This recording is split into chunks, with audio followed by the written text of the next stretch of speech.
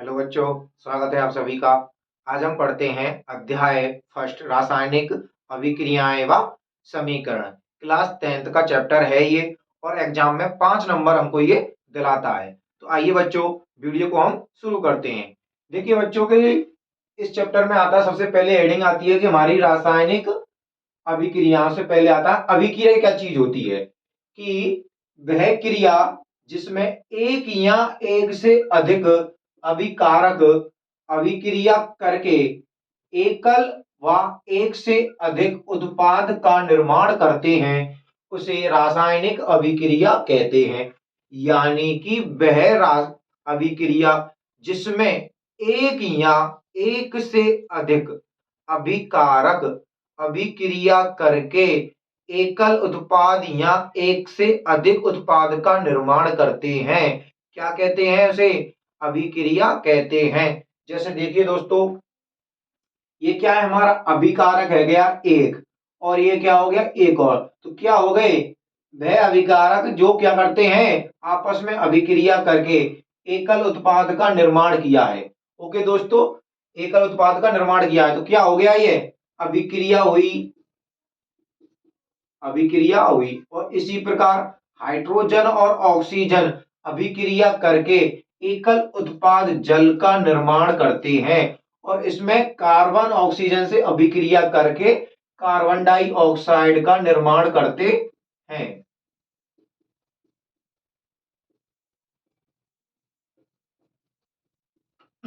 Okay, फिर आती है बात कि अभिक्रिया कितने प्रकार की होती है। अभिक्रिया दो प्रकार की होती है। नंबर एक अभिक्रिया होती है हमारी रासायनिक अभिक्रिया या रासायनिक। ओके दोस्तों, नंबर दो होती है हमारी भौतिक अभिक्रियाएं। अब आती है अभिक्रिया के होने के लिए निम्न का होना अनिवार्य है, कि कोई भी क्रिया या अभिक्रिया तभी होगी जब ये चीजें यानी कि क्रिया में अवस्था में या रंग में परिवर्तन हो रहा हो। क्या रहा हो, कि क्रिया में अवस्था में परिवर्तन हो रहा हो या रंग में परिवर्तन हो रहा हो, तो वह क्या होगी, अभिक्रिया होगी। और इसी प्रकार यदि गैस का निष्कासन हो रहा हो या उत्सर्जन हो रहा हो, तब भी क्या होगी, हमारी कोई भी अभिक्रिया होगी। इसी प्रकार अभिक्रिया में ताप में परिवर्तन होता है, या तो ताप घटेगा या ताप बढ़ेगा। अगर ताप स्थिर रहता है तो कोई भी अभिक्रिया नहीं होगी। ओके बच्चों, तो आप इसका स्क्रीनशॉट लीजिए। इसके आगे हम बढ़ते हैं कि रासायनिक अभिक्रिया किसे कहते हैं।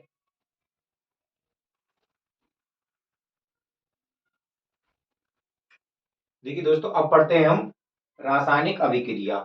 वह रासायनिक अभिक्रिया जिसमें अभिक्रिया के पश्चात क्या होता है, नए पदार्थ का निर्माण होता है, तथा वह रासायनिक अभिक्रिया जिसमें अभिक्रिया के पश्चात नए पदार्थ का निर्माण होता है रासायनिक अभिक्रिया कहलाती है।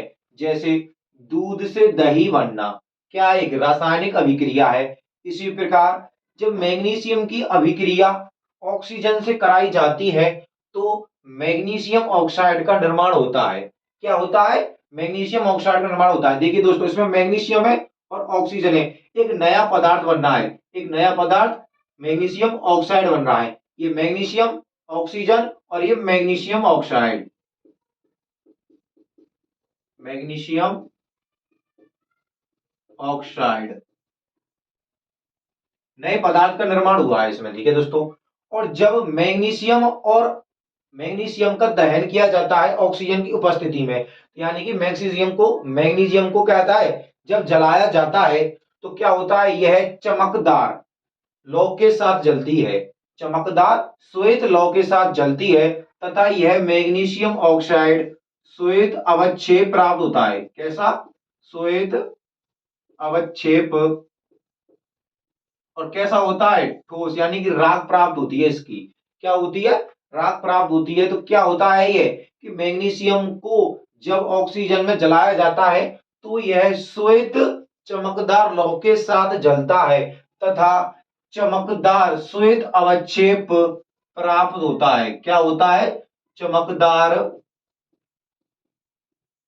श्वेत अवक्षेप, यानी कि मैग्नीशियम ऑक्साइड प्राप्त होता है। यह क्या हो गई, हमारी रासायनिक अभिक्रिया हो गई। और क्या हो गई हमारी मैग्नीशियम के बारे में, कि मैग्नीशियम को क्या करते हैं, जब जलाते हैं तो यह किससे जलता है, श्वेत लौ के साथ, चमकदार श्वेत लौ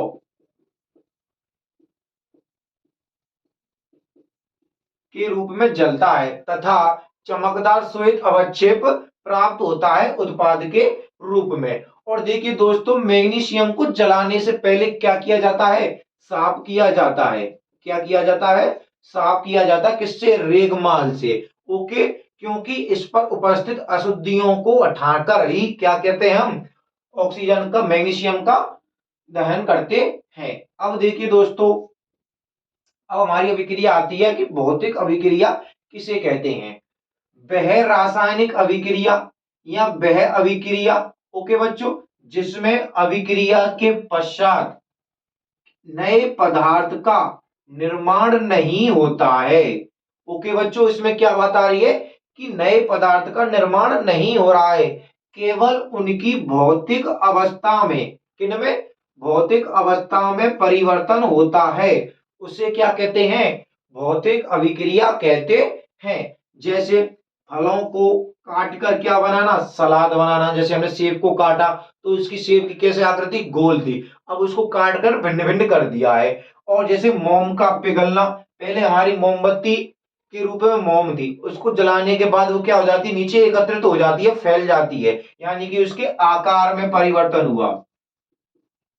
इसमें क्या हुआ, आकार में परिवर्तन। इसमें भी क्या हुआ, आकार में परिवर्तन होता है। और देखिए दोस्तों, इसमें क्या होता है, इसमें यानी कि जल का वाष्पीकरण करते हैं। क्या करते हैं हम, जल को वाष्पीकरण, क्योंकि जल का सूत्र होता है H2O। जब जल का वाष्पीकरण करती हैं तो यह भाप बनकर आसमान में उड़ जाता है। क्या हुआ, जल पहले द्रव्य अवस्था में था, द्रव्य, तो बना ये वाष्प में। किसमें बन गया, वाष्प में। और द्रव्य, अगर हम द्रव्य को क्या करते हैं, कम टेम्परेचर पर, यानी कि फ्रिज में जमा दे, जब फ्रिज में रख देते हैं तो ये बर्फ में परिवर्तित हो जाता है। किसमें, बर्फ में। तो देखिए दोस्तों, जल की तीन अवस्था बन जाती है, कि द्रव अवस्था बनती है और वाष्प अवस्था होती है और बर्फ। तो क्या हो रहा है, इसकी अवस्था परिवर्तन हो रही है, ना कि इसका आकार।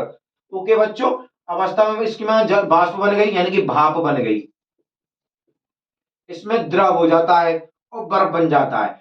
तो यानी कि जल के किसमें होती है, आकार, तथा भाप में, यानी कि किसमें, अवस्था में परिवर्तन होता है। फलों के आकार में परिवर्तन होता है, मोमबत्ती के आकार में परिवर्तन होता है। यानी कि भौतिक अवस्था में मेन चीज क्या है हमारी, आकार व अवस्था।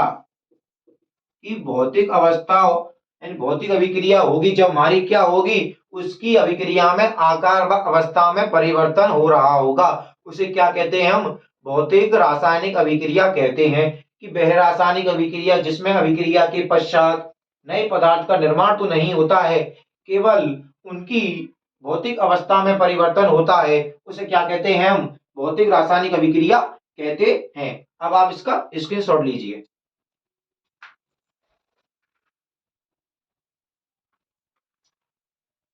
देखिए बच्चों, अब हमारी हेडिंग आती है कि रासायनिक समीकरणों को लिखने के नियम। तो देखिए बच्चों, सबसे पहले इसमें आता है कि अभिकारक किसे कहते हैं, कि अभिकारक किसे कहते हैं, क्रियाफल किसे कहते हैं, उत्पाद किसे कहते हैं। तो देखिए बच्चों, नंबर एक हेडिंग आती है हमारी अभिकारक। कि रासायनिक अभिक्रिया में तीर के चिन्ह के बाईं ओर स्थित अभिकारकों को क्या कहते हैं, स्थित पदार्थों को या यौगिकों को या तत्वों को अभिकारक कहा जाता है।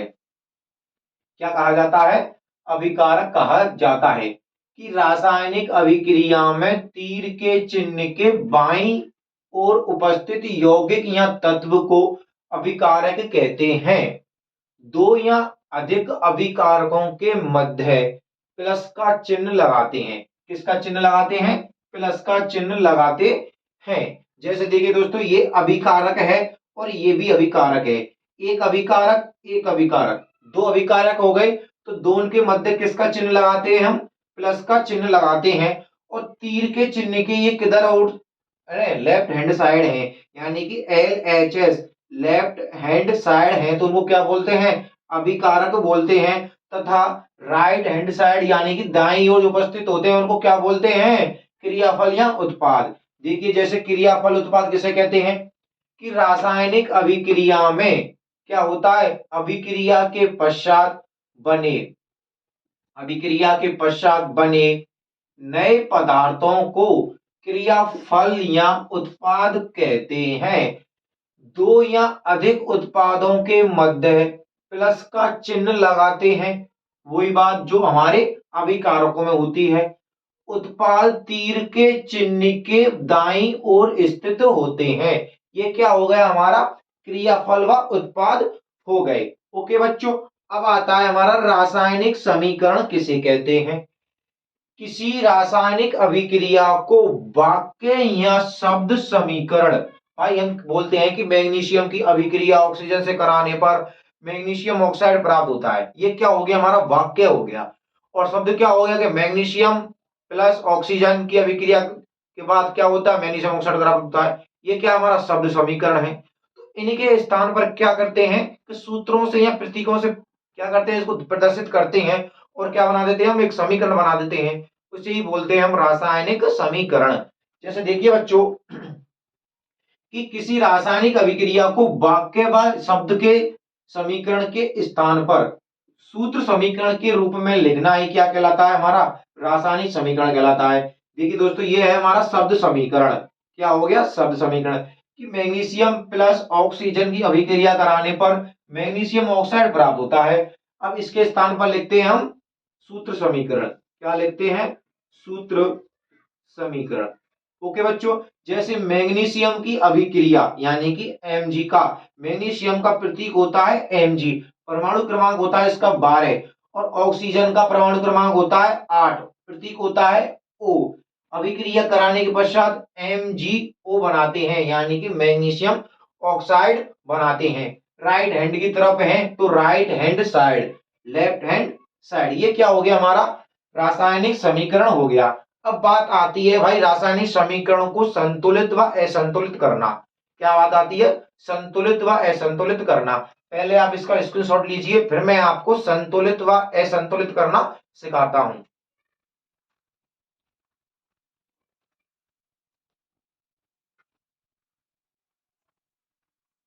देखिए बच्चों, अब हमारी हेडिंग है कि रासायनिक समीकरणों को संतुलित कैसे करते हैं। देखिए दोस्तों, आपके स्क्रीन पर या बोर्ड पर आपको समीकरण दिखाई दे रहा है, ये कैसा समीकरण, हमारा असंतुलित रासायनिक समीकरण है। तो इसको हम संतुलित करना सीखते हैं या संतुलित कैसे करते हैं। देखिए बच्चों, सबसे पहले क्या करते हैं, हम इधर लिख लेते हैं लेफ्ट हैंड साइड और इधर लिख लेते हैं राइट हैंड साइड। ओके बच्चों, और क्या कर लेते हैं, हम इसमें जो जो हमारे प्रतीक हैं या तत्व हैं उनको क्या लिख लेते हैं, हम इधर लिख लेते हैं। इधर कौन कौन से तत्व हैं हमारे, की आयरन है, हाइड्रोजन है और ऑक्सीजन है। और इसी प्रकार इधर देखिए दोस्तों कि आयरन है, ऑक्सीजन है, हाइड्रोजन और ऑक्सीजन। ओके बच्चों, अब देखिए दोस्तों इसमें समीकरण में लेफ्ट हैंड साइड में परमाणुओं के तत्वों की संख्या या यौगिकों की संख्या। देखिए दोस्तों, इधर आयरन एक है, एक, और इधर भी आयरन कितने हैं हमारे, 3 आयरन है। इधर 3 है, देखिए दोस्तों F3, तो 3 आयरन हो गए हमारे। और इधर देखिए हाइड्रोजन कितने हैं, 2 हैं। कितने हाइड्रोजन है हमारे, 2 हाइड्रोजन है। और इधर की साइड कितने हाइड्रोजन है हमारे, 2 हाइड्रोजन है, क्योंकि H2 लिखा हुआ है। और देखिए दोस्तों इधर ऑक्सीजन कितनी है हमारी, 1, क्योंकि यहाँ 1 नहीं लिख रहा है तो 1 दिखाई देगा, क्या होगा हमारा, 1 होगा। यहाँ पर कोई प्रतीक नहीं होती है, कोई संख्या नहीं होती है, तो 1 होता है, वहां क्या होता है, 1 होता है। ओके बच्चों, इधर कितनी है ऑक्सीजन हमारी, 4 है। तो देखिए बच्चों कि आयरन हमारा 1 इधर है, इधर 3 है, ये क्या है, हमारा असंतुलित है। हाइड्रोजन 2 और हाइड्रोजन 2, यानी ये तो हमारे पहले से संतुलित हैं। और ऑक्सीजन इधर 1 है, इधर 4 है। तो बच्चों देखिए इसको क्या करते हैं हम, इसको संतुलित करने के लिए पहले लेफ्ट हैंड साइड में चीजों की या संख्याओं की अदला बदली करते हैं थोड़ी। देखिए दोस्तों कि आयरन इधर 1 है उधर 3 है, तो जिधर 3 है तो इधर भी 3 करने के लिए क्या करना पड़ेगा हमको, यहाँ 3 लिखना पड़ेगा। तो इधर 3 कितने आयरन हो गए, अब 3 हो गए। ओके बच्चों, क्या हो गए, अब हमारे यहाँ 3 हो गए। तो ये तो संतुलित हो गया हमारा आयरन वाला। ओके बच्चों, हाइड्रोजन हमारा पहले से संतुलित है। और ऑक्सीजन कितनी है हमारी, यहाँ 4 है, इधर 1 है, तो यहां लगाया हमने 4, तो ऑक्सीजन तो हो गई हमारी 4। परंतु देखिए बच्चों इधर हाइड्रोजन कितने हो गए, 4 दूनी 8 और 4 एकम 4, तो यानी 4 तो ऑक्सीजन हो गई, परंतु 4 दूनी 8 क्या हो गए हमारे यहाँ हाइड्रोजन हो गए। कितने हाइड्रोजन हो गए हमारे, 8 हाइड्रोजन हो गए। अब इधर हाइड्रोजन करने के लिए कितने करने, हमको 8 करने हैं। तो 8 कैसे होंगे, यहां क्या लगाना पड़ेगा हमको, 4 लगाना पड़ेगा। तो 4 दूनी 8, तो यहां कितने हो गए 8। यह हमारा क्या हो गया, अब संतुलित हो गया। कैसा हो गया, अब ये हमारा संतुलित रासायनिक समीकरण बनने के लिए क्या बना दिया हमने, देखिए दोस्तों कि Fe3 plus 4H2O plus Fe3O4 plus 4H2, ये क्या हो गया हमारा, संतुलित हो गया। कैसा हो गया, संतुलित समीकरण हो गया। इसे यहां से हटा दो ये क्या बन गया हमारा असंतुलित, ये असंतुलित हो गया और ये संतुलित हो गया। इसमें संख्याओं की संख्या बताई थी मैंने आपको, हाइड्रोजन 2 है, ऑक्सीजन 1 है, और यहां कितना है 2, और इधर 1। अब देखिए दोस्तों इसमें देख लेना डायरेक्ट LHS और RHS। अब देखिए दोस्तों 3 Fe3 हो गई, इधर भी Fe बराबर 3 हो गई। कितनी हो गई, 3 3। हाइड्रोजन देखिए बच्चों इधर 8 और इधर भी 8, क्योंकि 4 दूनी 8 और 4 दूनी 8। अब ऑक्सीजन देखिए इधर कितनी हो गई 4 और इधर कितनी हो गई 4। तो देखिए दोस्तों 3 8 4 3 8 4, ये क्या हो गया हमारा संतुलित रासायनिक समीकरण हो गया। आप इसका स्क्रीनशॉट लीजिए।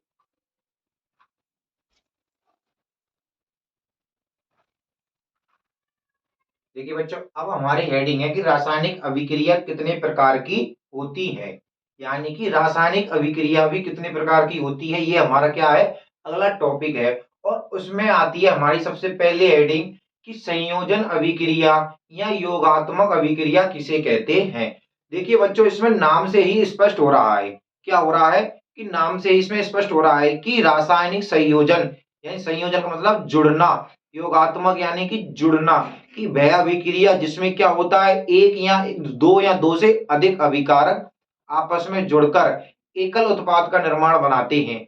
दो जने आपस में जुड़ के एक का निर्माण करते हैं, उसे क्या बोलते हैं, रासायनिक संयोजन अभिक्रिया कहते हैं। देखिए बच्चों कि वह रासायनिक अभिक्रिया जिसमें दो या दो से अधिक अभिकारक मिलकर एकल उत्पाद का निर्माण करते हैं, क्या करते हैं, एकल उत्पाद का निर्माण करते हैं, उसे रासायनिक समीकरण या रासायनिक अभिक्रिया कहते हैं।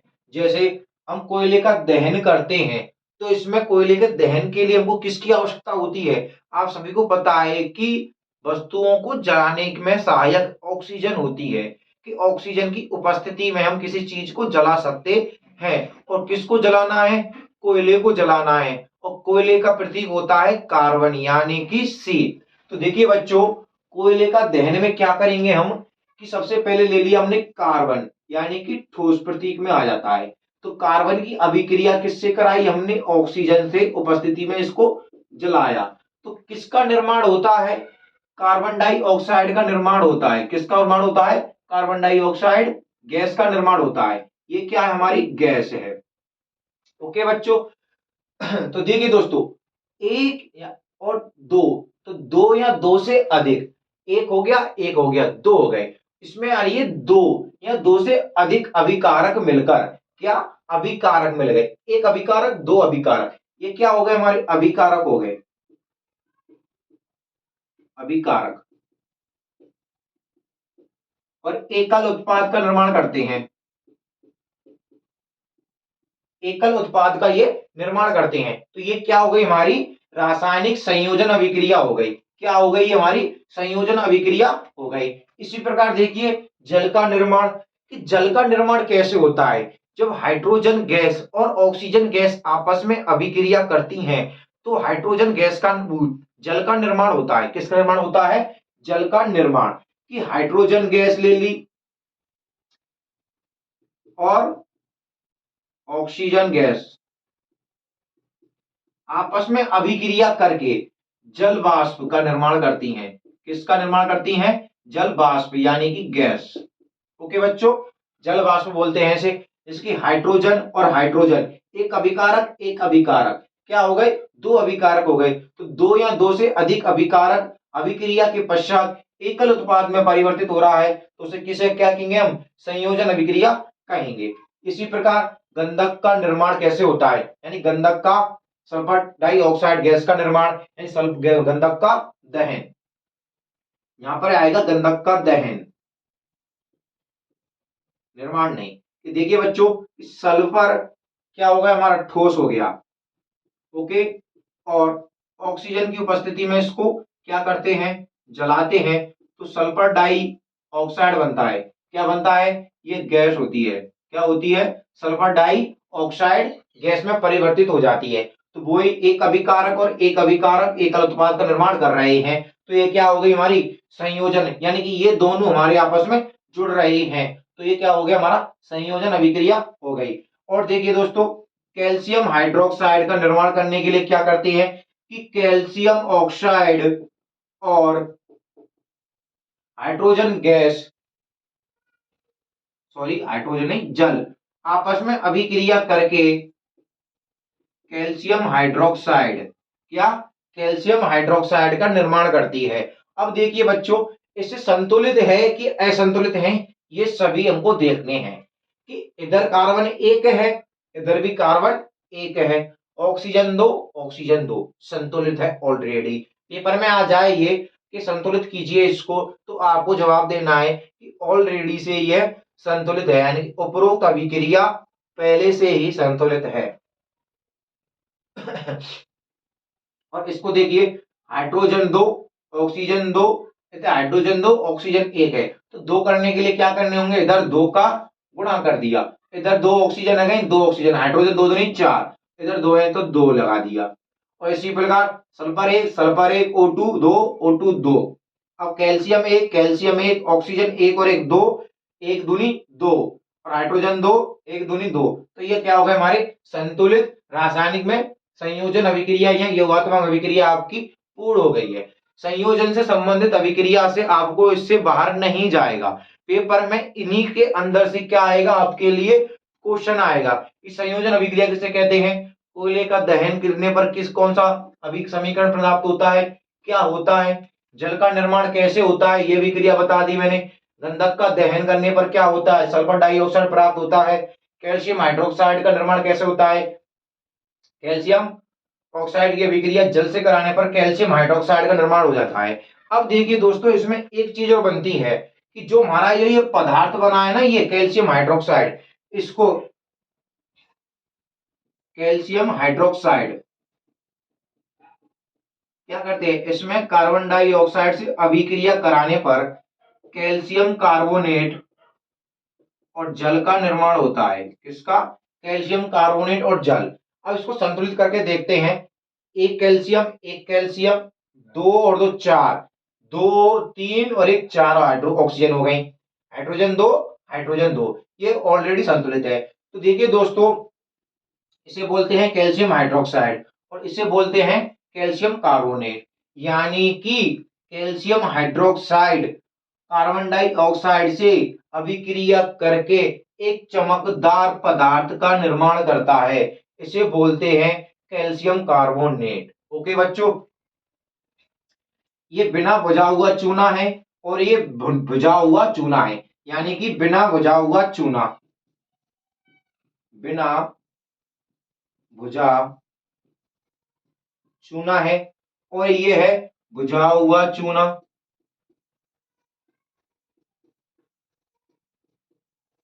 जब हम बच्चों देखिए कि मार्केट से हम क्या लाते हैं, घरों को पोतने के लिए, पुताई करने के लिए, पेंट करने के लिए बरी लाते हैं। क्या लाते हैं? बरी लाते हैं। उसे बोलते हैं हम कैल्शियम ऑक्साइड। क्या बोलते हैं? कैल्शियम ऑक्साइड की अभिक्रिया कराते हुए ये क्या हो गया? हमारा भुजा हुआ चूना हो गया। इसकी अभिक्रिया जल से कराने पर क्या कहते हैं? ये कैल्शियम हाइड्रोक्साइड में परिवर्तित हो जाता है। तो ये क्या बन गया? हमारा पदार्थ बन गया, यानी कि पोतने के लिए जो बरी बनती है वो बन गया। अब इसकी अभिक्रिया ऑक्सीजन से कराने में जब पुताई कर देते हैं तो 2-4 दिन बाद जब हम घर में रहने लगते हैं तो उसमें चमक आने लगती है, यानी कि उसकी अभिक्रिया किससे हो जाती है? कार्बन डाइऑक्साइड से हो जाती है। तो कैल्शियम कार्बोनेट का निर्माण होता है, वह हल्का सा जल का निर्माण होता है। तो ये क्या होता है? एक चमकदार पदार्थ होता है। क्या होता है? चमकदार पदार्थ। क्या होता है? Calcium carbonate. ओके बच्चों, ये क्या हो गई? आपकी संयोजन अभिक्रिया हो गई और इससे बाहर इसमें कुछ नहीं आएगा। संयोजन अभिक्रिया से, ये मेरी गारंटी है आपको।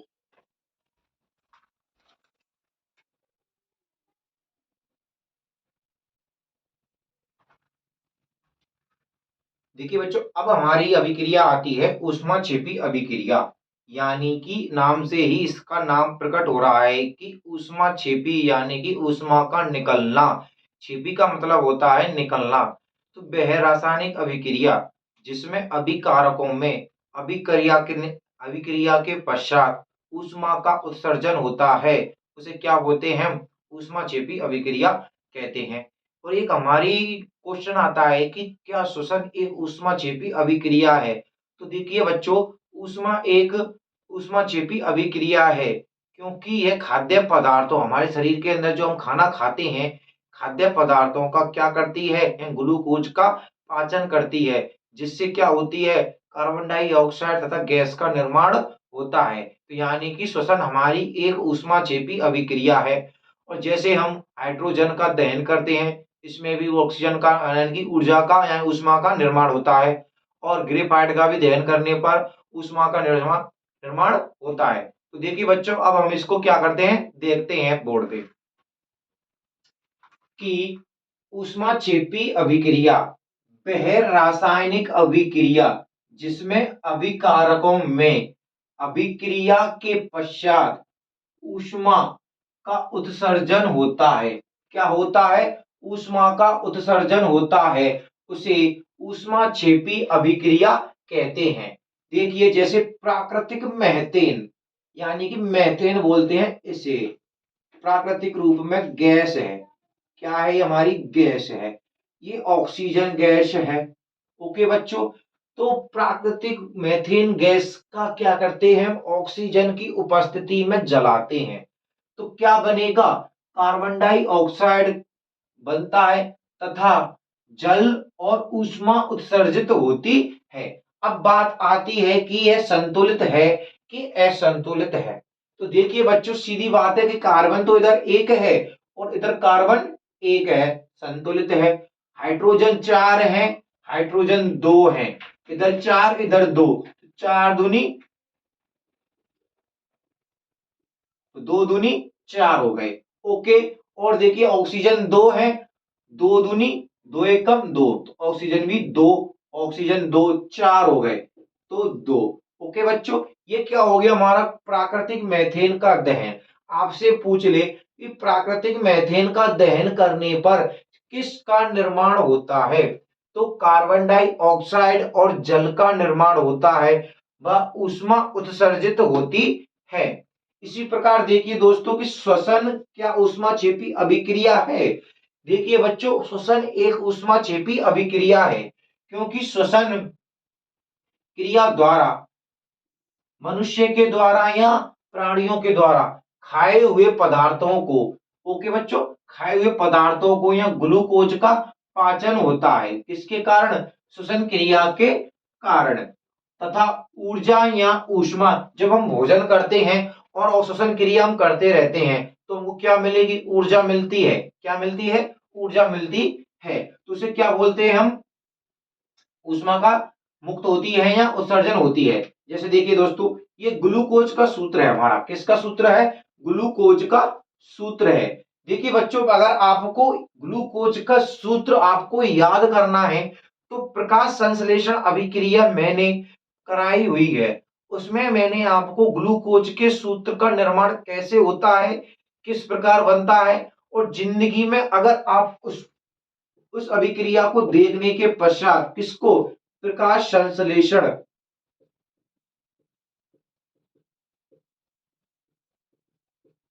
ये अभिक्रिया हमारे चैनल में डली हुई है, यानी इसकी वीडियो अलग से बनाई हुई है, उसमें मैंने ग्लूकोज को याद कराने की ट्रिक बताई है। जिंदगी में आप इसको भूल नहीं सकते हैं, क्योंकि यह लंबा होता है और बच्चों पर याद नहीं होता है, पर मैंने इसको चुटकियों में याद करवाया है कि इसको कैसे याद करें। ओके बच्चों, अगर आप इसको याद करना चाहते हैं, अगर मैं यहां बताऊंगा तो बहुत समय लगेगा, तो आप इस प्रकार वाली अभिक्रिया को या वीडियो को देख लो। ओके बच्चों, वीडियो को देख सकते हो हमारे चैनल पर। अब देखिए दोस्तों कि C6H12O6 ऑक्सीजन से अभिक्रिया करवाते हैं, ये क्या है, हमारा ग्लूकोज है, तो कार्बन डाई, जल और ऊर्जा का निर्माण होता है।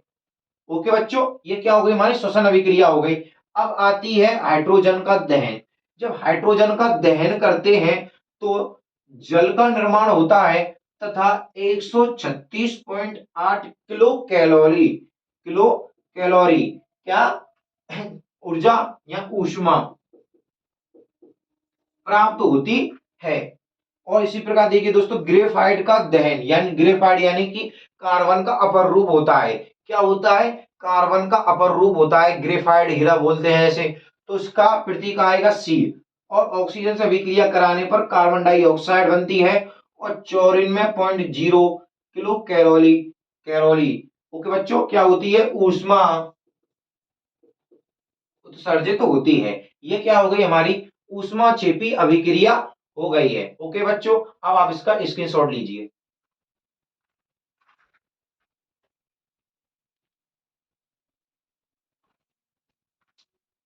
देखिए बच्चों, अब हमारी हेडिंग आती है ऊष्मा शोषी, यानी कि वह रासायनिक अभिक्रिया जिसमें अभिक्रिया होने के लिए ऊष्मा का ग्रहण किया जाता है, यानी कि ऊष्मा को ग्रहण करते हैं, तो उसे क्या कहते हैं, ऊष्मा शोषी अभिक्रिया कहते हैं। जैसे भाई नाइट्रोजन की अभिक्रिया ऑक्सीजन से कराने के लिए हमको 42.0 किलो कैलोरी ऊष्मा की आवश्यकता होती है। किसकी आवश्यकता होती है, 42.0 किलो कैलोरी ऊष्मा की आवश्यकता होती है, जिससे नाइट्रिक ऑक्साइड का निर्माण होता है। और यह असंतुलित है, इसलिए क्या लगा दिया हमने, दो, क्योंकि दो इधर दो इधर। ओके बच्चों, इसी प्रकार पेंटा, ओके बच्चों, फास्फेट यानी कि फास्फोरस,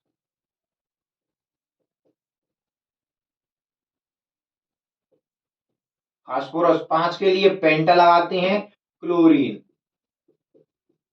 पेंटा क्लोरीन को क्या करते हैं, ऊष्मीय वियोजन करते हैं। क्या करते हैं, इसका ऊष्मीय वियोजन करते हैं, तथा फास्फोरस ट्राई क्लोराइड व क्लोरीन गैस में परिवर्तित हो जाता है, यानी कि टूट जाता है। तो क्या हो गई, ये हमारी ऊष्मा शोषी अभिक्रिया है। क्या ये हमारी ऊष्मा शोषी अभिक्रिया है, कि वह रासायनिक अभिक्रिया जिसमें अभिक्रिया होने के लिए ऊष्मा ग्रहण की जाती है, ऊष्मा शोषी अभिक्रिया कहलाती है।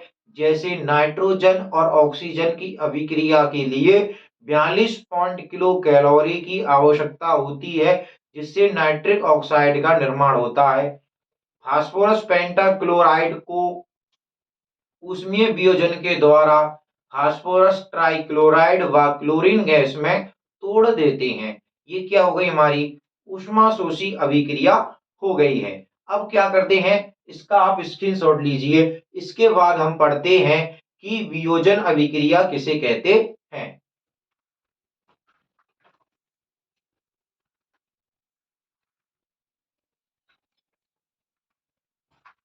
देखिए बच्चों, अब हम पढ़ते हैं वियोजन अभिक्रिया, कि वियोजन अभिक्रिया किसे कहते हैं और यह है किस किस प्रकार से विघटित होती है। देखिए बच्चों, कि अपघटन बोलते हैं इसको और विघटन बोलते हैं। वियोजन अभिक्रिया को अपघटन तथा विघटन कहते हैं। यानी कि ये वियोजन प्रकार, अपघटन अभिक्रिया भी आ सकती है, विखंडन अभिक्रिया भी आ सकती है, विघटन अभिक्रिया भी आ सकती है आपको। तो देखिए दोस्तों, वह रासायनिक अभिक्रिया जिसमें एकल उत्पाद, क्या, एकल उत्पाद दो या दो से अधिक, दो या दो से अधिक उत्पादों में विभाजित हो जाता है, उसे वियोजन अभिक्रिया कहते हैं। यह अनुअतिक्रमणीय अभिक्रिया है। कैसी अभिक्रिया है? यानी कि किसी उत्प्रेरक की उपस्थिति में ही यह अभिक्रिया संपन्न होती है। जैसे वे उत्प्रेरक कौन कौन से हो सकते हैं हमारे? ताप, विद्युत अपघटन, प्रकाश और ऊष्मा। ये क्या हो सकते हैं? हमारे उत्प्रेरक होता है। इनकी उपस्थिति में ही यह अभिक्रिया होती है। जैसे देखिए कि पोटेशियम क्लोरेट, पोटेशियम क्लोरेट का अपघटन, पोटेशियम क्लोरेट ऊष्मीय वियोजन से, यानी ऊष्मा के द्वारा क्या होता है? यह विघटित होता है और पोटेशियम क्लोराइड व ऑक्सीजन में विभाजित हो जाता है। इसी प्रकार देखिए कि आयरन सल्फेट का ऊष्मीय विघटन, आयरन सल्फेट ऊष्मा की उपस्थिति में फेरिक ऑक्साइड, किसमें? फेरिक ऑक्साइड, इसको बोलते हैं फेरिक ऑक्साइड व सल्फर ट्राई ऑक्साइड व सल्फर डाई ऑक्साइड, या तीन है तो ट्राई, या दो है तो डाई में विभाजित हो जाता है। किसकी उपस्थिति में? ऊष्मा की उपस्थिति में। फिर देखिए दोस्तों, जल का विद्युत अपघटन।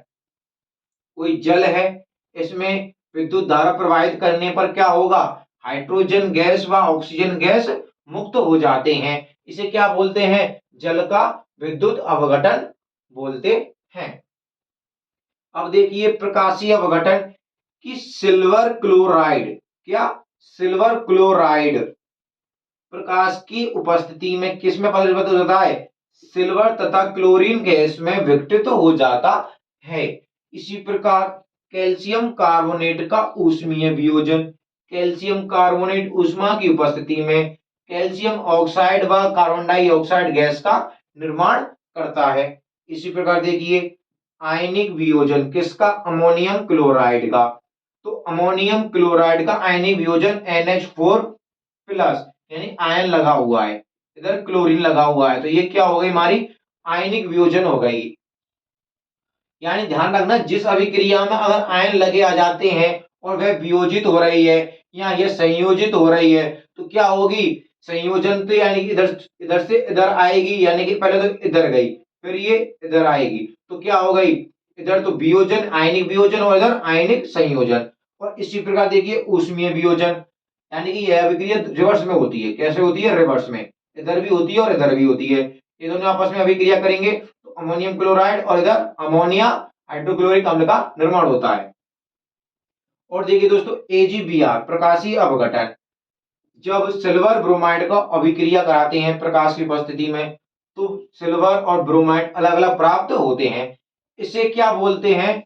फोटोग्राफी अभिक्रिया भी बोलते हैं। यानी कि जो फोटोग्राफ में प्रयोग की जाने वाली अभिक्रिया है वो है हमारी सिल्वर ब्रोमाइड अभिक्रिया। प्रकाश की उपस्थिति में क्या होती है? विघटित होती है। अब आप इसका एक स्क्रीनशॉट लीजिए। इसके बाद एक और देखिए दोस्तों कि लेड नाइट्रेट क्या होता है? लेड नाइट्रेट यानी PbNO3 का होल ट्वाइस प्लस, इसकी अभिक्रिया होती है किसमें? तापीय वियोजन में। किसमें? ताप में। तो देखिए किसमें परिवर्तित होता है? Pb ऑक्साइड, लेड नाइट्रेट तथा नाइट्रोजन डाइऑक्साइड गैस व ऑक्सीजन में यह क्या होता है? विघटित हो जाता है। ओके बच्चों, अब इसे आप स्क्रीनशॉट ले सकते हैं।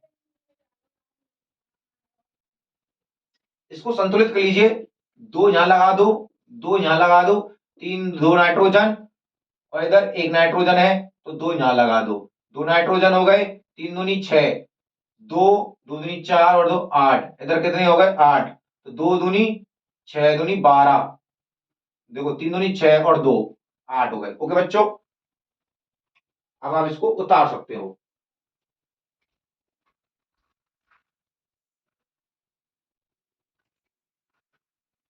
देखिए बच्चों, अब हमारी हेडिंग आती है विस्थापन अभिक्रिया तथा द्विविस्थापन अभिक्रिया। तो देखिए बच्चों, पहले हम पढ़ते हैं विस्थापन अभिक्रिया कि वह रासायनिक अभिक्रिया जिसमें एक सक्रिय परमाणु या यौगिक दूसरे कम सक्रिय या परमाणु को यौगिक या परमाणु को, देखिए जैसे वह रासायनिक अभिक्रिया जिसमें एक अधिक सक्रिय परमाणु या यौगिक कम सक्रिय परमाणु या यौगिक के उसके स्थान या यौगिक से विस्थापित कर देता है। क्या कर देता है? या तो उसके स्थान से या उसकी जो यौगिक के साथ बना हुआ है उस स्थान से क्या कर देता है? विस्थापित कर देता है। उसे विस्थापन अभिक्रिया कहते हैं। देखिए जैसे कि वह रासायनिक अभिक्रिया जिसमें एक अधिक सक्रिय परमाणु कम सक्रिय यौगिक परमाणु को क्या कर देता है? उसके स्थान से या यौगिक से विस्थापित कर देता है। जैसे कि कोई क्लास में होता है ना कि एक पहलवान बच्चा और एक कमजोर बच्चा, उस कमजोर बच्चे को अपनी ताकत के आधार पर यानी कि ताकत से हटा देता है। उसी प्रकार कमजोर बच्चा अब चुपचाप हट जाता है डर के मारे। तो उसी प्रकार यदि इसमें होता है कि अधिक सक्रिय परमाणु कम सक्रिय परमाणु को क्या कर देता है? उसके स्थान से विस्थापित कर देता है। उसे क्या कहते हैं हम? विस्थापन अभिक्रिया। जैसे जिंक है, कॉपर सल्फेट के विलयन में क्या करता है? यह अधिक सक्रिय क्या है? हमारा परमाणु है। और कॉपर ये वाला, ठीक है, इसको क्या करता है? इसके स्थान से इसको विस्थापित कर देगा। जैसे देखिए जिंक सल्फेट बन जाता है और कॉपर अलग हो जाता है। इसी प्रकार आयरन सल्फेट कॉपर सल्फेट के विलयन में यानी कि आयरन कॉपर सल्फेट के विलयन में से कॉपर को विस्थापित कर आयरन सल्फेट और कॉपर का निर्माण होता है। इसी प्रकार जिंक सल्फ्यूरिक अम्ल में से हाइड्रोजन को विस्थापित कर देता है और जिंक सल्फेट और H2 गैस का निर्माण होता है। अब देखिए दोस्तों, द्विविस्थापन अभिक्रिया किसे कहते हैं? कि वह रासायनिक अभिक्रिया जिसमें यौगिकों के आयन अथवा घटक, भाई कौन? यौगिकों के आयन होंगे या घटक होंगे, ये क्या करेंगे? आपस में एक दूसरे का स्थान ले लेते हैं, यानी कि आदान प्रदान कर लेते हैं। आदान प्रदान कर लेते हैं, क्या तू मेरे स्थान पे आ जा और मैं तेरे स्थान पर आ जाऊं। ये क्या हो गया? आदान प्रदान हो गया। आपस में अपना स्थान बदल लेते हैं, उसे क्या कहते हैं? द्विविस्थापन अभिक्रिया कहते हैं। जैसे कॉपर सल्फेट का जो विलयन होता है हमारा AQ और सोडियम हाइड्रोक्साइड का जो विलयन होता है, ये क्या करता है? आपस में एक दूसरे को अदल बदल कर लेते हैं। ये इसके साथ आ जाता है और कॉपर इसके साथ आ जाता है। देखिए सोडियम सल्फेट। अब देखिए दोस्तों यहाँ पर कि इधर तो SO4 है और सोडियम है, तो ये दो कहां से आया? तो ध्यान रखना SO4 की संयोजकता होती है +2। क्या होती है? +2, यानी कि सॉरी SO4 2 माइनस क्या होती है? 2 माइनस इसकी संयोजकता होती है। तो ध्यान रखना Na2SO4 प्लस कॉपर की 2 होती है। तो OH का कोई दोनों साथ है, ये क्या है? साथ में, अलग अलग नहीं है, तो दोनों है। तो OH का होल ट्वाइस कॉपर की 2 होती है इसलिए। इसी प्रकार देखिए सोडियम सल्फेट और बेरियम क्लोराइड जब अभिक्रिया करते हैं आपस में तो बेरियम सल्फेट बनता है। क्या बनता है? बेरियम सल्फेट बनता है तथा नमक का निर्माण होता है, क्लोरीन और सोडियम। तो NaCl ये क्या है? हमारा नमक है। और इसी प्रकार पोटेशियम ब्रोमाइड की अभिक्रिया बेरियम आयोडाइड से कराने पर पोटेशियम आयोडाइड तथा बेरियम ब्रोमाइड प्राप्त होता है। ये क्या हो गई? हमारी द्विविस्थापन अभिक्रिया भी संपूर्ण हो गई है। अब आप इसका स्क्रीनशॉट लीजिए।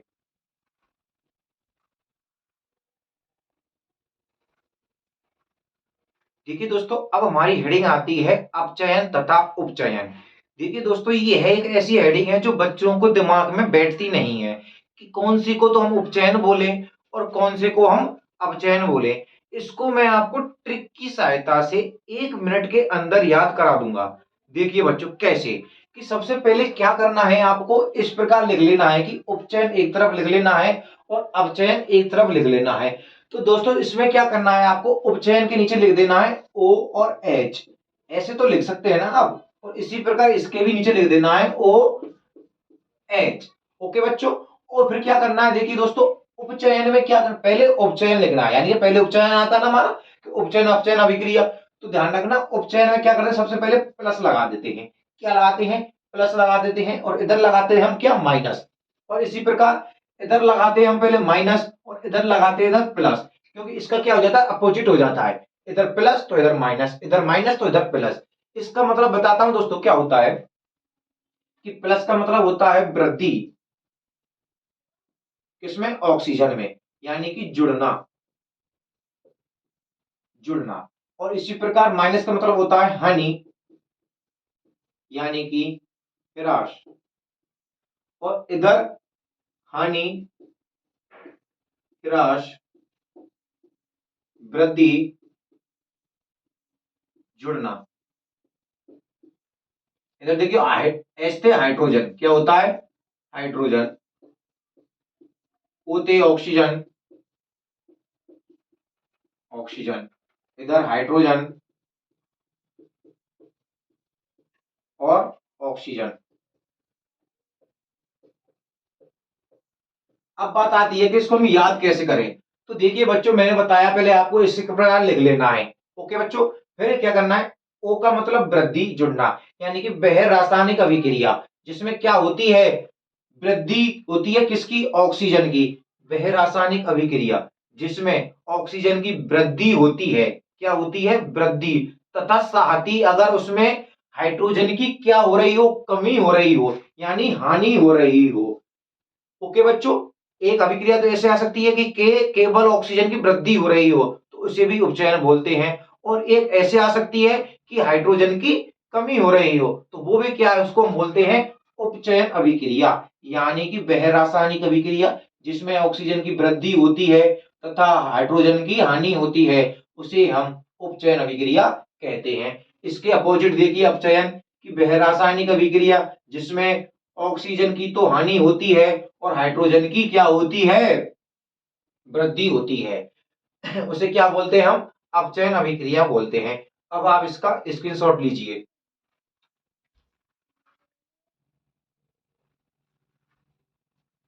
देखिए बच्चों, अब आता है कि उपचयन किसे कहते हैं और अपचयन किसे कहते हैं। देखिए कि अपचयन में क्या होगा, कि वह रासायनिक अभिक्रिया जिसमें ऑक्सीजन की वृद्धि होती है, जैसे मैंने बताया ना कि O प्लस और H माइनस क्या होगी, ऑक्सीजन की वृद्धि, हाइड्रोजन की कमी। तो वृद्धि या जुड़ना तथा साथ ही क्या होती है, हाइड्रोजन की हानि होती है या ह्रास होता है। और यह दोनों साथ में होती हैं, दोनों में से कोई भी एक होता है, तो क्या होता है, वह उपचयन अभिक्रिया होती है, या उपचयन कहते हैं, इसे क्या कहते हैं, उपचयन कहते हैं। जैसे देखिए, कॉपर की अभिक्रिया ऑक्सीजन से कराने पर कॉपर ऑक्साइड बनना है, यानी क्या हो रहा है, कॉपर में ऑक्सीजन जुड़ रही है, तो क्या हो गया, उपचयन, ऑक्सीजन का जुड़ना ऑक्सीकरण कहलाता है। ठीक है, क्या कहलाता है, ऑक्सीकरण या उपचयन कहलाता है। इसमें क्या हो गई, ऑक्सीजन की वृद्धि हो गई। और इधर देखिए, सोडियम हाइड्रोक्साइड, सोडियम और हाइड्रोजन गैस बनती है, यानी कि हाइड्रोजन की हानि हो रही है, तो भी क्या बोलते हैं, हम उपचयन बोलते हैं। इधर सोडियम और हाइड्रोजन अलग हो गया, तो क्या हो गई है हमारी, उपचयन कहते हैं, इसे भी कहते हैं उपचयन। ओके बच्चों, अब आता है हमारा अपचयन, कि वह रासायनिक अभिक्रिया जिसमें ऑक्सीजन की हानि होती है, क्या होती है, ऑक्सीजन की हानि, यानी देखिए O माइनस H प्लस, ऐसे लिख सकते हैं इसमें, कि हाइड्रोजन की तो क्या होगी, वृद्धि होगी, देख लिए H में वृद्धि हो रही है, इसमें हानि हो रही है, क्या होगी, ऑक्सीजन की हानि होती है, उसे क्या कहते हैं, अपचयन कहते हैं। देखिए जैसे कैल्शियम की अभिक्रिया हाइड्रोजन से कराने पर कैल्शियम हाइड्रोक्साइड बनता है, कैल्शियम हाइड्रोनियम बनता है, क्या बनता है, कैल्शियम हाइड्रोनियम बनता है। इसमें क्या हो रही है, कि कार्बन में, कैल्शियम में क्या हो रहा है, हाइड्रोजन की वृद्धि हो रही है। देख लिए दोस्तों, हाइड्रोजन की वृद्धि, तो ये क्या हो गया हमारा, अपचयन हो गया, इसमें अपचयन हो गया। और अपचायक पदार्थ क्या हो गया, कैल्शियम, इसमें हो रही है अपचयन, तो अपचायक पदार्थ। और ऑक्सीकारक पदार्थ इसमें कौन सा आएगा, इसमें ऑक्सीकारक पदार्थ ये होता है। ओके बच्चों, और इधर देखिए, कैल्शियम ऑक्साइड प्लस H2 की अभिक्रिया कराने पर कॉपर और जल का निर्माण होता है। तो इधर देखिए, ऑक्सीजन की क्या हो रही है, कमी हो रही है इसमें, तो कमी का मतलब होता है अपचयन। जैसे कि इसमें लिख दिया यहाँ, तो इसमें तो लिख दिया यहाँ पर अपचयन, यानी कि हाइड्रोजन का जुड़ना और इधर भी क्या होगा, इधर। ओके बच्चों, ऑक्सीजन का निकलना तो अवचयन, यानी O माइनस, और इधर H प्लस, इधर हाइड्रोजन जुड़ रहा है और इधर ऑक्सीजन निकल रही है। तो ये क्या हो गए हमारे अपचयन और उपचयन हो गए। उम्मीद कर रहा हूं आपको समझ में आ रहा होगा। तो क्या करना है अब आपको, इसका स्क्रीनशॉट लीजिए।